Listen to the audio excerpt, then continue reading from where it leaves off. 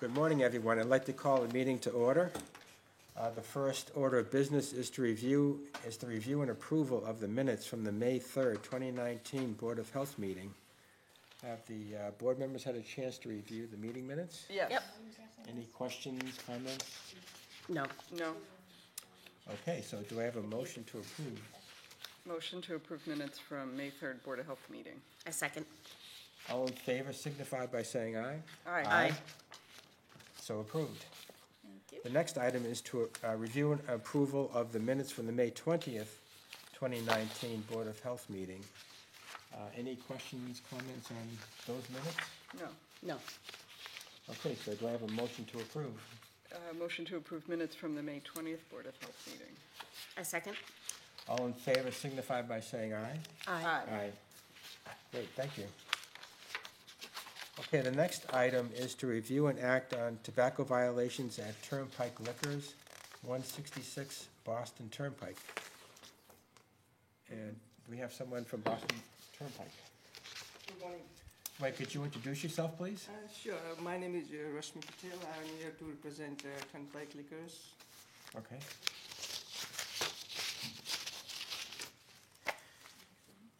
So the violations were in regard to selling two or more cigars for less than $5 and for selling blunt wraps. Is this something that you're going to be correcting, or? So I think we had some mistake done by one of the employees who was given the task to do the ordering. So recently he was given this task, and one of the customer has requested to order the blunt wrap, and he unintentionally not realized that this was against the policy of the Shrewsbury Board of Health Department, and he unintentionally ordered that product, which I was not aware of it, and looks like that's our mistake, and we should be following the Shrewsbury's Board of Health's regulation and policies. And also the cigar that was selling at $2.50, that was like pack of two, and we did not realize that like we have to sell it at $5. So we should have done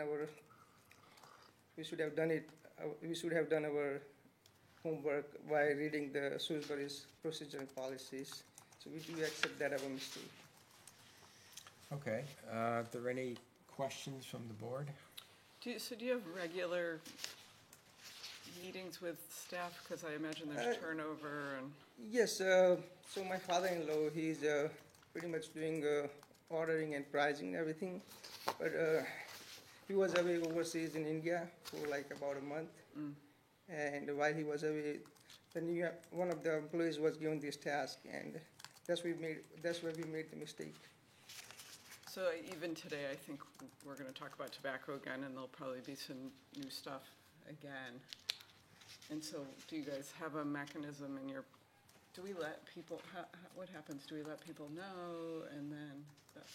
In regards to new policies that we have? Changes to Yes. the regulations? Yep. So whenever there's a new policy, we send a copy of the regulation and also a summary of it, but we also have an inspector that goes in and actually speaks in the retail environment to just step them through everything, because we know there's a lot of moving parts and there's a lot of changes, especially over the last few years with prohibiting blunt wrap sales and the packaging. We know that can be confusing, so yes, like always, we will definitely do education. Thank you for coming. Yeah, and I think that the blunt wrap regulation is a relatively new addition to the regulations, relatively new. So, well, in that case, since it seems like it was an oversight, so we would just encourage you to, make sure you have a copy of the regulations and make sure you and your staff are aware of all of the requirements and the regulations. At this point, given that it was an oversight, I'm not inclined to recommend a suspension of the license. I think that it sounds like you have the situation we'll have the situation under control now. Yes. So So is the I board agree. satisfied? Yeah. Okay. Yes. Okay, so I think we're all set. Thank you for coming. Thank you so much. Thank you. Thank you. Okay, the next item on the agenda is review and act on regulations that would restrict the sale of fruit and candy-flavored tobacco products in the town of Shrewsbury to adult-only retail tobacco establishments. Would anybody Sure. like to speak to the issue? Sure. So at the last meeting, there was conversation about amending the tobacco regulations and looking at a flavor restriction, which there's a number of communities that have done that. And actually, DJ Wilson from MMA is here. Actually, if he wants to come up, he really is the guru on this and can really help step us through this and answer questions.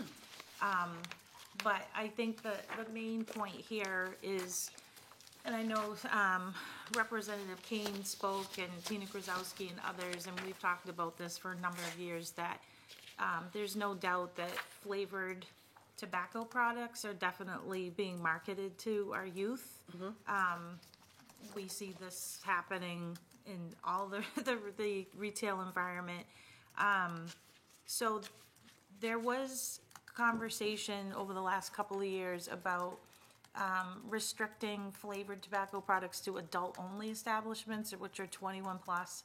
There are a few communities within the Regional Public Health Alliance that Shrewsbury belongs to that have done that, but with the exemption of menthol flavors, and actually I would love if DJ could just kind of explain why that was and now why we're encouraging menthol to be part of the flavor restriction, because things have kind of shifted a little. So I think you've probably, DJ Wilson, Tobacco Control Director at Mass Municipal Association. So this is the latest list. You've probably seen this in the last couple months, but we've had a lot of activity happen just in the since start of May.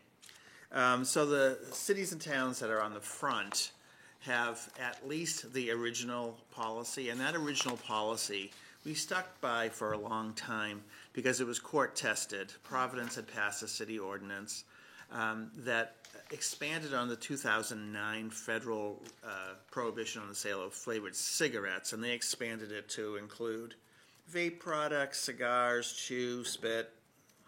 So they broadened the coverage of the mint, menthol, wintergreen exemption that was in the federal mandate.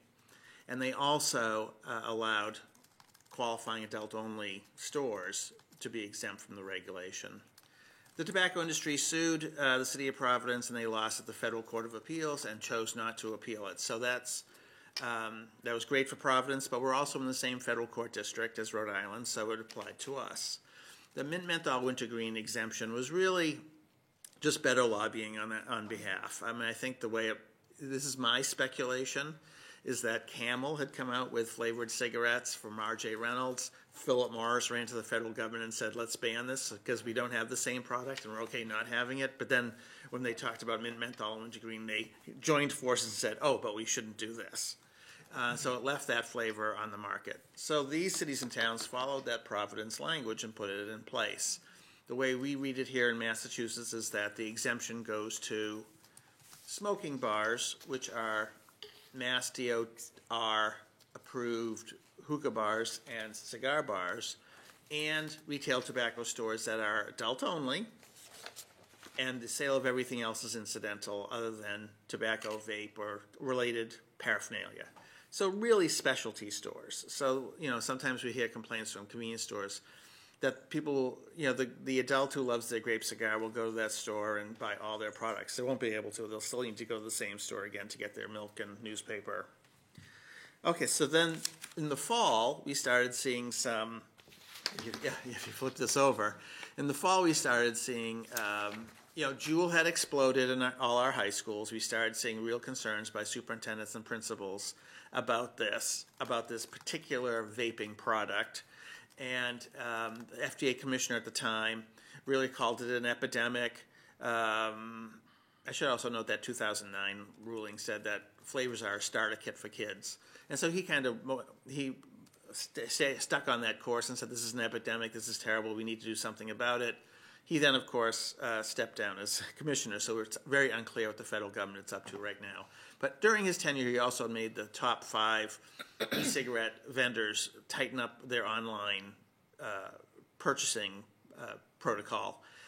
And Juul has about 75% of the national market on vape products, and has recently Philip Morris bought 30% of the company a few months ago.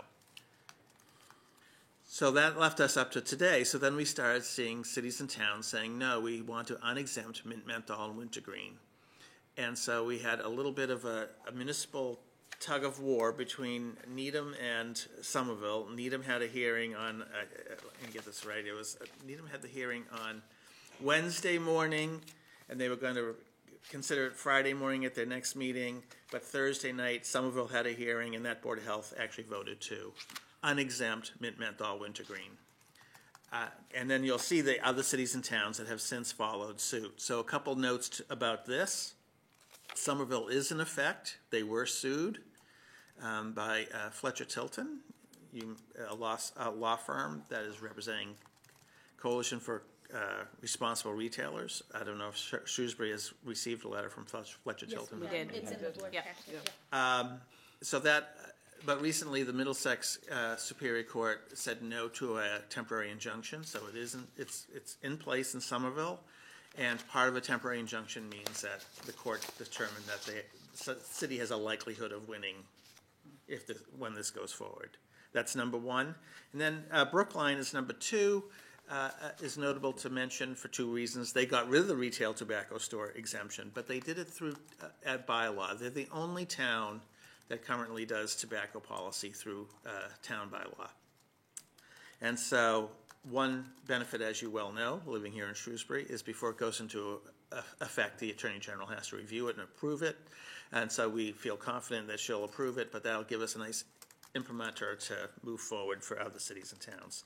So a lot of these cities and towns, and I have the voted on dates, you'll see that they are May and June. They have happened very frequently. And then July 15th, the City of Boston Public Health Commission will hold a listening session on possibly doing the same thing.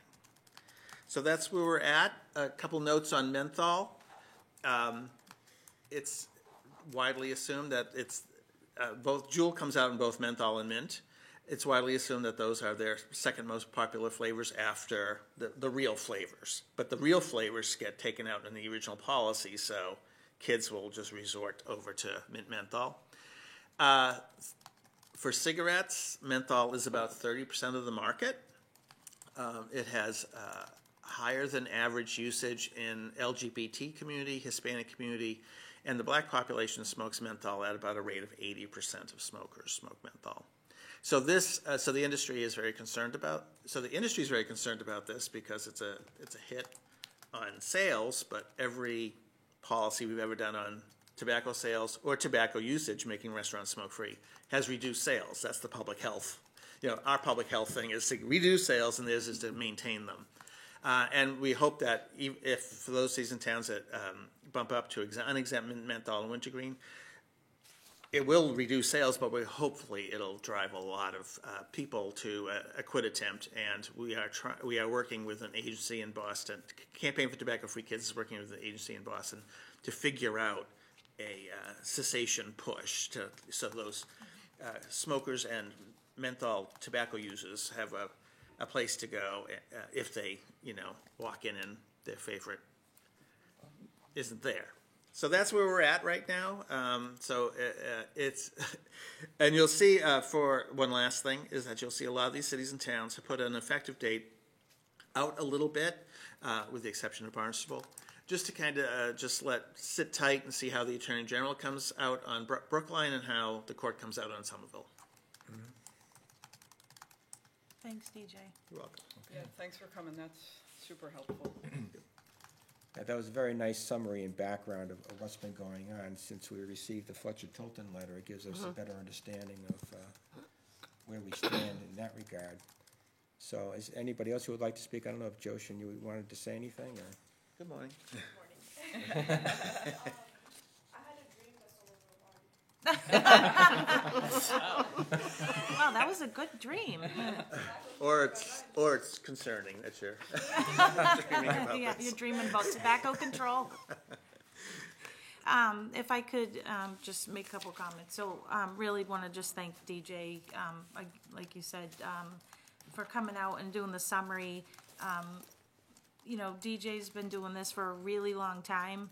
I've worked with DJ for a really long time, and there's no one who can better summarize. And there's just so many moving parts, so I just really appreciate you coming out at this early hour to explain it. So, what you have in your packet is the policy that includes menthol. So, since we last met, I've had conversations with the town manager's office and also with Rep. Kane and also with Steve, because obviously when we hear that there's a community that's getting sued, we have to do our due diligence and inform the town manager's office. So I think we feel that it made sense to put menthol in, but obviously get information from DJ and sort of have a conversation here about the comfort level. But I also would recommend that the language just gets cross-checked by town council. But also, I think this is helpful now to kind of know DJ has the finger on the pulse of how likely Somerville is gonna get sued, or excuse me, they are getting sued, but the likelihood of the outcome. I think I wasn't totally clear on exactly what they were getting sued for. And obviously, none of us are attorneys, so we were just trying to figure out, just through conversation, where do you kind of go with this? I think everybody knows that it's crazy not to include menthol. In fact, when we've been doing flavor restrictions in other communities, including Worcester, it seemed like everybody, what do you mean you're taking that? But that was kind of where we were at the time, like a year and a half ago. So I think, we know this is a flavor. We obviously it's very concerning, the demographics that are being impacted and influenced by this product. And to DJ's point, we know that this is the stuff that is exploding, literally exploding. I've seen more Yes. Juul devices and other devices, literally the battery exploding. So, I think it's important to just sort of talk it through, but just really wanted to make sure that you all kind of knew, like, the most up to, and myself, and that I think it would be helpful to just sort of keep that conversation going, but also have the document be reviewed by town council, just because I think that's the appropriate thing to do, if you want to pursue the menthol piece. Do you want a 2-minute summary of what the Somerville case is about? That would be lovely. Yeah. Thank you. So Somerville actually did 3 things. So they unexempted mint menthol wintergreen. They mandated that all vaping products only be sold in retail tobacco stores. And the third thing is that they determined that tobacco-flavored vape products is not a natural flavor. It has to be inserted, so they consider that to be a flavor. So the lawsuit's actually against 4 things. And number 1 is, is it reasonable to assume that mint menthol wintergreen is a flavor? Number 2, is it reasonable for the Board of Health to have moved to limited the sale of vape products? Third, can you classify tobacco flavor as a flavor? And the 4th was procedural. One of the complaints was that every retailer was not notified of the hearing, which is not a requirement. The city, as far as we know, did a perfectly fine procedural job, but they did do it fast, but they did it right. So those are the 4 things that are before the Board of Health, and it's always, before the court. And it's always been, in every lawsuit that we've ever had, it's always been a question about the reasonableness, because you have the capacity to pass a reasonable health regulation. Okay, so basically they're challenging the authority of the boards of health to do this? Correct, if it's reasonable or unreasonable. Okay. Yeah. Okay, so, and now we did receive a revised packet where the mint menthol and wintergreen was stricken from the exception. So I guess the point of this item today is for the board to schedule a public hearing, because at our last meeting, we agreed that that should go forward. And now, since then, we've had a chance to review the changes to the regulation, and we need to decide when to conduct a public hearing, and should we conduct a public hearing relative to the change to the regulation as presented in the latest version of it that we received the other day. In other words, without the menthol and wintergreen exception. Now, one thing to keep in mind is that if we conduct a public hearing on the regulation without the exception, we will receive comments and testimony at the public hearing, and then the board will, at its subsequent meeting, discuss and decide on the issue.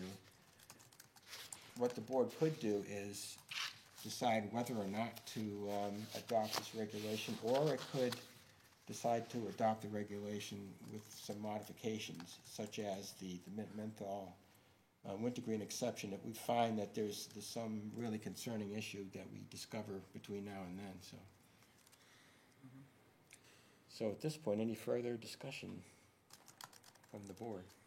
Just for me to clarify, so as the new proposed regulations are, you can buy any product you want if you are an adult only, if you meet those two.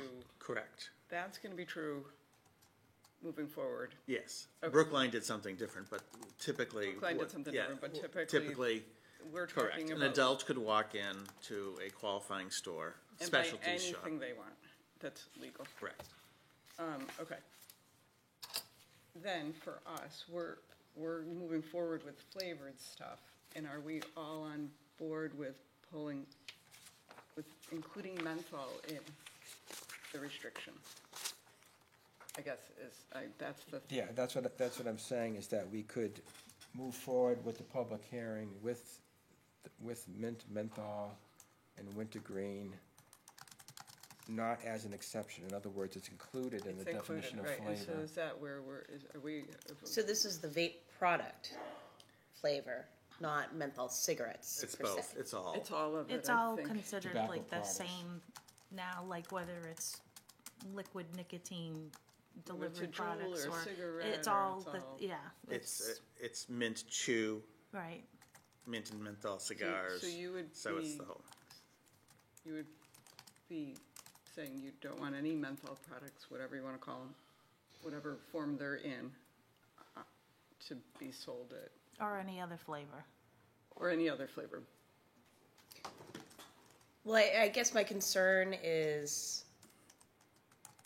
the other argument is that if menthol cigarettes, which have been sold forever, Ever.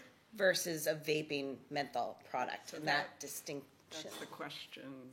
Right. I mean, so so it does include everything. Technically, the change happens in the characterizing flavor definition. The actual policy does not change. So it's just moving mint, menthol, and wintergreen from the exempted part in line 2 down to about line 5 to this laundry list of flavors. So it is true that one recommendation, if you want to include it, just see how the public hearing goes. Right. You can bold and underline those 3 words and make it clear that it's a hearing for the original policy and also for where those 3 words lay in this definition. So have any communities left menthol flavored cigarettes One did, Sherburne. still in the okay thing, but taken out menthol, Sherburne did? Yeah. So that language that's an exception to the, Tobacco product type. then you're sort of arguing that that's a special tobacco product type. Right. Oh. And this is You don't not, love- this is it- not a think people warning love that. across the bow, but that is a twist legally that we don't know how that falls out. That's probably the least preferred outcome. Yeah, just because Either then. they're in or they're yeah, out. Right, because then you're talking like Jewel suing Sherburne over. And I mean, it's just something that we've not dealt with, and I'm not here to scare you about it, but it's a opening that we've not considered or thought of, and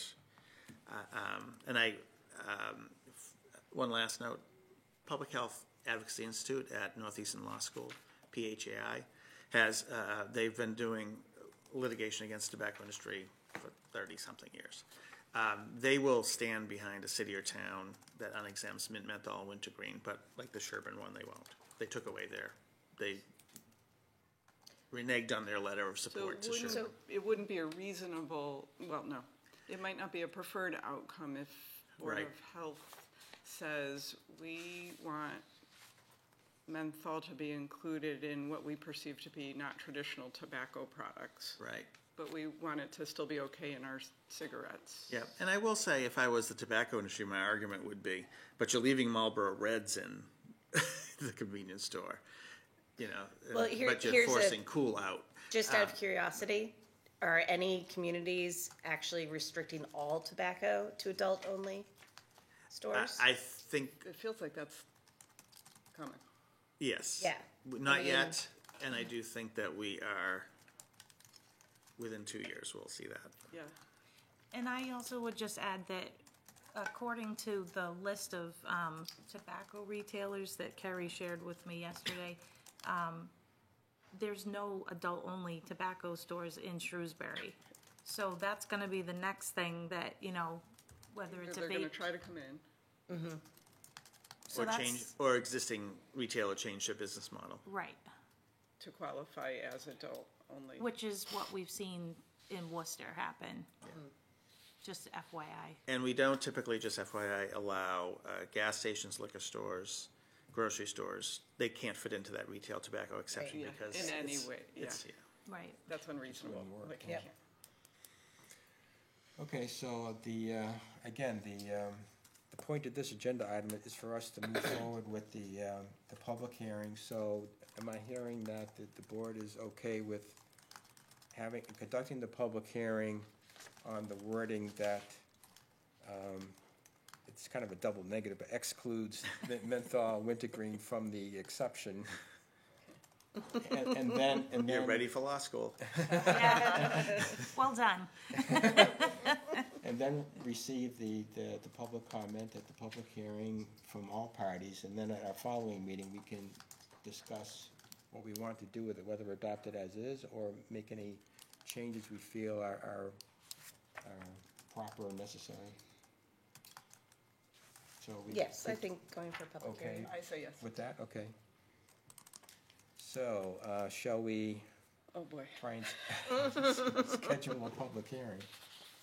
Oh, we don't need a motion. I don't, That's what I'm relieved about. I think you do need to vote on when you're gonna have a public hearing. okay. BJ? I've seen both happen. I Well, don't- we I just don't did know. something, we just, at a Worcester Board of Health, Board of Health meeting for something completely not related to this. The law department said that they needed to take a vote to have a public hearing. I mean, it's the cautious, if you're on the fence, it's the cautious way to go. Yeah, Okay. they're cautious Alright. about everything So, at this point, So so. I'll make a motion that we agree to have a public hearing regarding this. A second. all in favor signify by saying aye. Aye. Aye. Okay, so We're gonna have Right. a public hearing. now we need to, Thank you for your thoughtful discussion on this, because this is definitely a little complicated, but, it is, yeah. thank you. Really helpful, DJ, thank you Thank very, you. very much. I suppose we could wait to schedule the hearing till the end of the meeting and combine it with scheduling our next regular meeting. Sure. So that we can move on to the next item, which is review and act on the report from the Central Massachusetts Regional Public Health Alliance. Don't we have June? This is May. It's, the last one, we didn't send out, there was an error on the date, Thank you. Oh, the okay. month. Thank you. Joshin, I'll see you back at the shop. So the highlights, just on the Alliance, again, the local regional public health commission is getting close to adopting their draft report.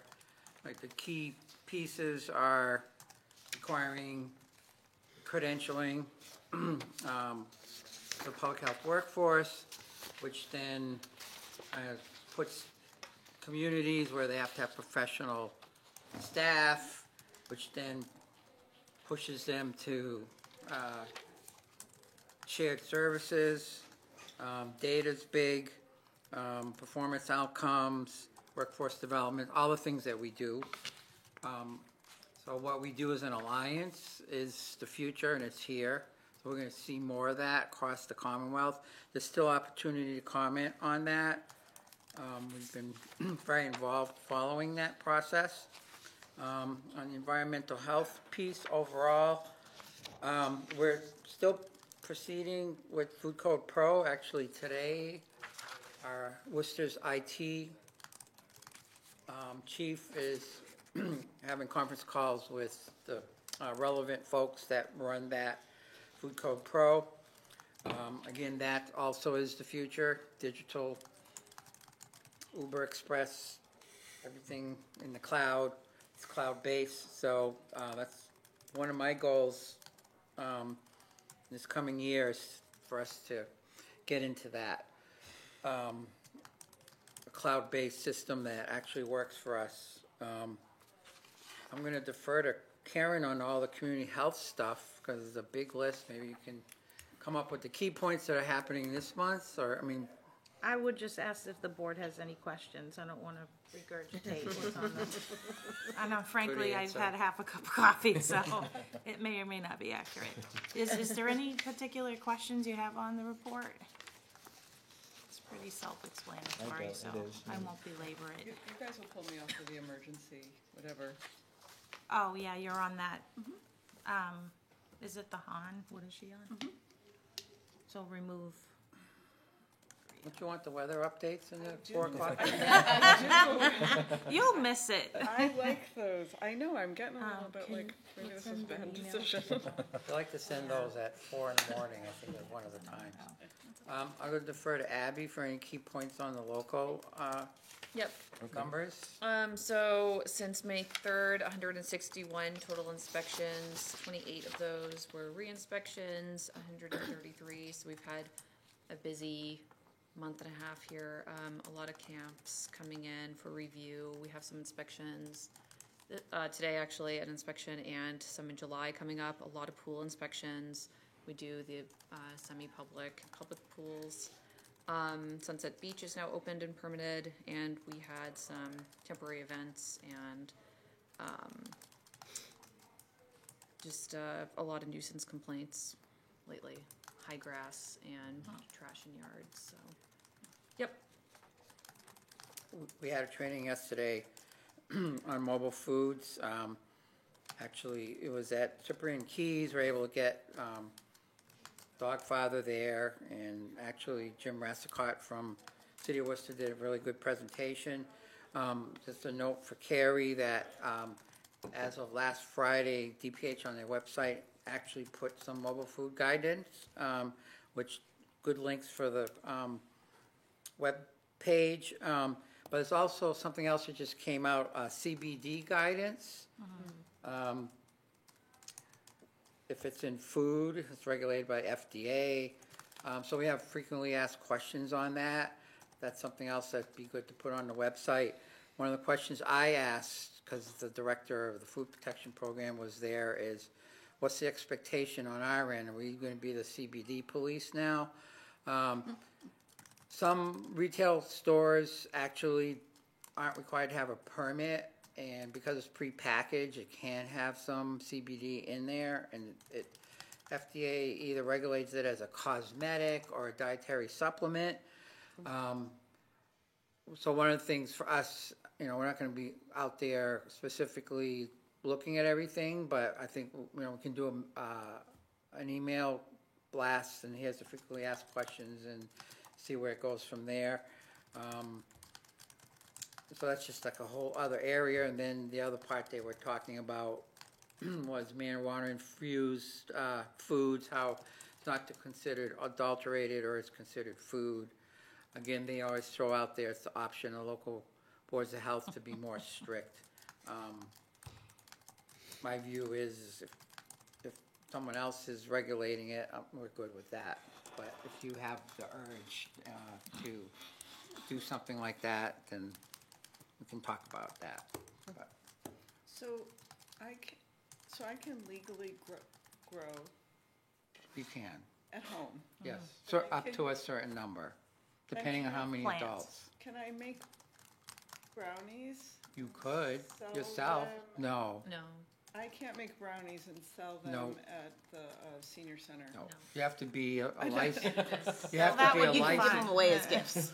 I can give away a gift. but That I might be can't interesting. sell them. You have to be in order to sell cannabis product, you need to be licensed Okay. by the Cannabis, CCC. yeah, control. And it's even to the point of the difference between medical and retail.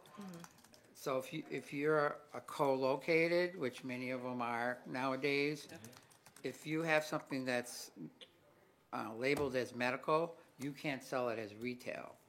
And then you can't sell retail as medical. It has to be brought back, go through its whole labeling thing, so it's pretty specific. No, you couldn't do that.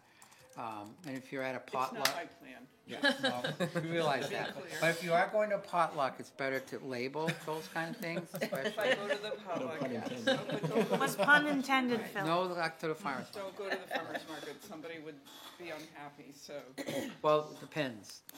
That part, happy or unhappy. depends on who's we're talking about being unhappy. But why would local board of health staff get involved with CBD products that are marketed at retailers?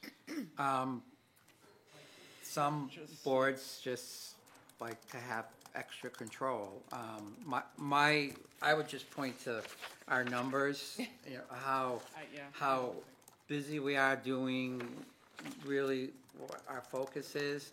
And part of my personal preference is when they give you these guidance, they're basically saying here, and there's this expectation that all of a sudden we're supposed to pick stuff like that up. And, CBD by itself, it's not, something you can get high on, things like that. But some of these products come from all over. And who knows? It's like anything. So unless there's all of a sudden an issue that comes from that we'll respond to anything like that. I think putting out the educational piece for now is sufficient. I mean, we haven't had any complaints or anything that has come from that in the past. We basically have more questions is, can I sell this? Can I sell that? Do I need this? What do I need? But Well, it's not considered a controlled substance. No. Yeah, and Right. the guidance document actually refers to like the FDA section. So if it's in a lip balm or some kind of cosmetic, that's under FDA, under their cosmetic piece. And then if it's a dietary supplement, I mean, you can go to any GNC. Right. And you have dietary supplements up, all over the place. And some of it is regulated and some of it isn't. I think the FDA gets, if you make a medical claim that this does Yeah, you this, can't- then that's a whole other, Right. then you're considered a drug. So there's dietary supplement, drug, cosmetic, and there's each department in FDA that deals with that specific thing. So they basically said it's covered under this regulation, it's covered under this, and then they do mention that hemp oil, hemp seed, that kind of, it's more of a farm product, and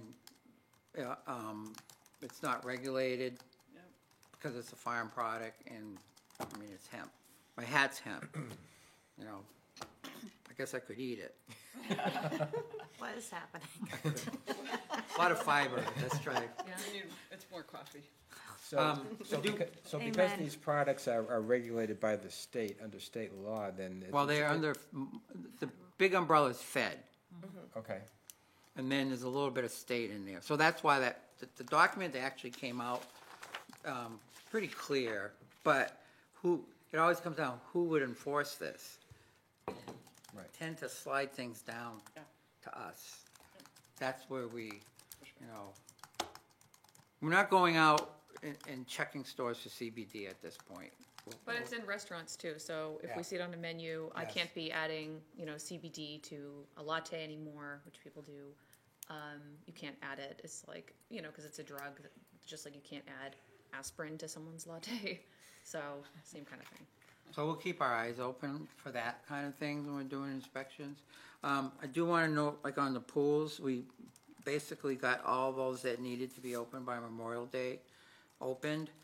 There's a couple that still have some of their own specific issues they're dealing with.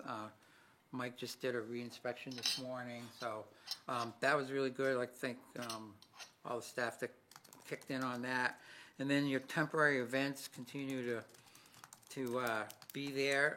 Carrie does a really good job of tracking down folks. And our farmer's market. Farmers Market is up and running.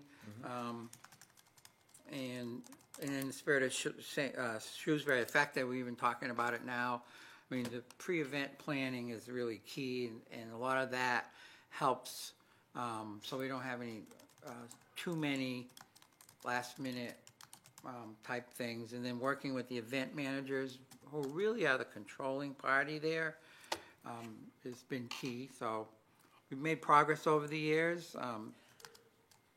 Not 100%, but I think we're in the 90% range, so. We Okay. still have Kobe going out on temporary events on the weekend, so that helps us out too. Very good. He says hi. And Mike. Mike, yeah, he's been helping out a lot too. Yeah. Yeah. And Julie. And me. Great, thank you, Phil. Yep. Thank you, Abby. Okay, unless if there are any other questions, the next item is to review our meeting schedule, which would include scheduling the public hearing and our next regular meeting. Since this is June 21st, would something in the latter half of July make sense?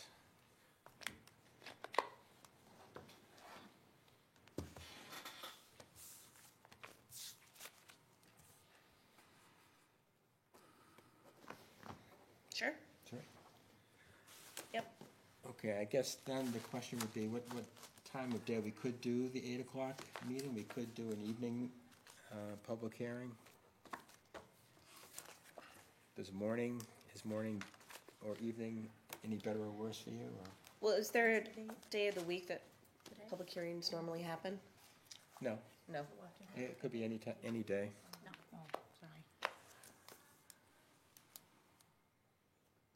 I mean, during a morning, I mean, your business owners, if they have comment, they'll attend. School's out. Right, right.